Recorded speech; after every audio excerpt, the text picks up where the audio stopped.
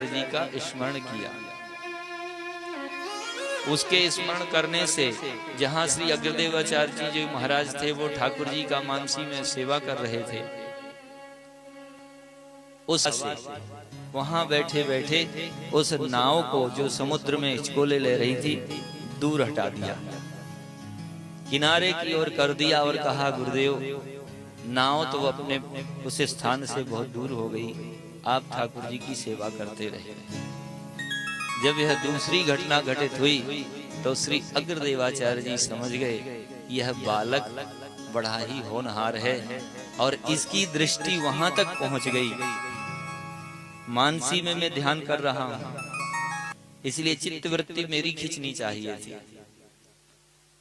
तीसरे यहां बैठे बैठे तत्क्षण वहां का कार्य कर दिया बिना किसी प्रत्यक्ष घटना के उपक्रम के।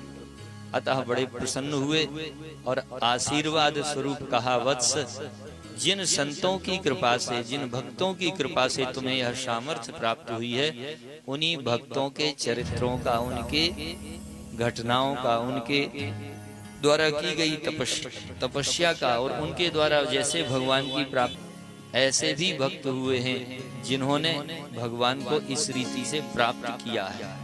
भक्तमाल में अनेक गृहस्थ भक्तों के ही चरित्र हैं।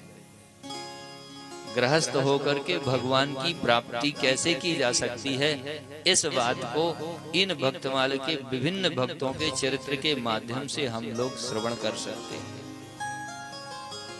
उन्होंने हाथ जोड़ लिए, कहा, सरकार भगवान के भक्त जो हैं उनके चरित्रों को लिखना तो भगवान के चरित्रों से भी अतिशय कठिन है, क्योंकि ब्रह्मा जी और सरस्वती जी भी भक्तों के चरित्रों को लिखने में सच्चा जाती है। अतः आप हमारे ऊपर कृपा करें, आप हमें भगवान का चरित्र लिखने के लिए यदि आज्ञा देते तो मैं संभव है लिख भी लेता।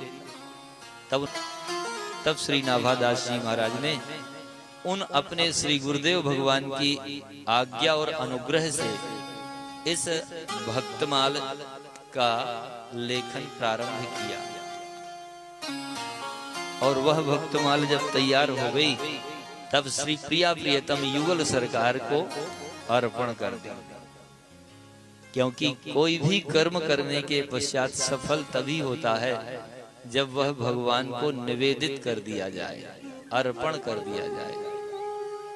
बिनहि समर्पे हरि सत्कर्मा, जब तक वह सत्कर्म भगवान को समर्पित नहीं होते